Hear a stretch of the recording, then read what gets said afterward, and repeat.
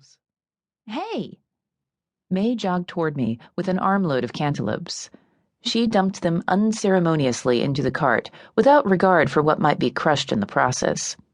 Did you know there are pixies in the produce section? Yes, and so did you.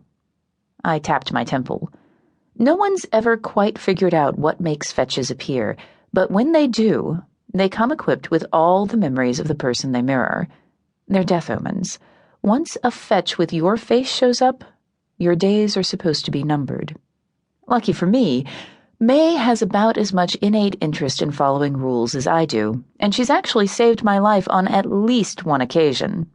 As far as I know, I'm the first person to live more than a month past the arrival of a fetch. And I'm definitely the first person to ask their fetch to move in. May's store of borrowed memories includes my mind-numbing stint as a Safeway checkout girl.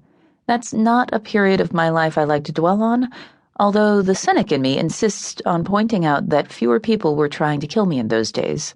And yet, without all those attempts on my life, I wouldn't have needed a fetch, and I'd have missed out on May's excellent vegetarian lasagna. There's a bright side to everything.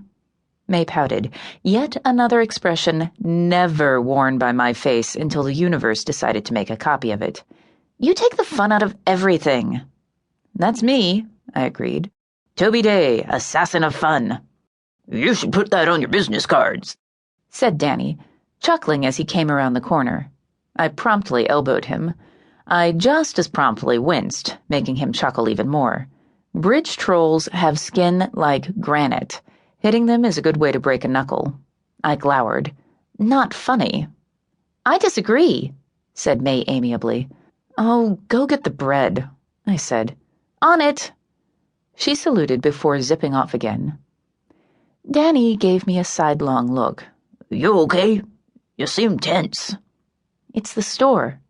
I shook my head. I know this is the best place to get groceries, but there's a reason I mostly live on things that come from drive-through windows. Maybe that's why you got a fetch. She's the nutrition fairy, here to punish you for all those double cheeseburgers. Well, that explains why she keeps trying to make me eat salad. I started dropping boxes of Pop-Tarts into the cart. Danny rolled his eyes and moved pointedly toward the granola bars. I wasn't always a connoisseur of fast food hamburgers and microwave burritos. I've never been a very good cook. My ex-fiancé once compared my meatloaf to roadkill, but I used to make more of an effort. Then my liege lord asked me for a little favor, and I wound up spending 14 years as an enchanted fish. It was difficult to work up any enthusiasm about learning to make a casserole after that.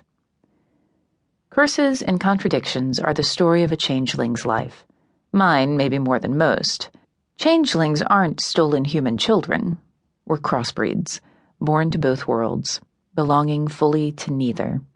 My mother was Fae. My father, well, wasn't.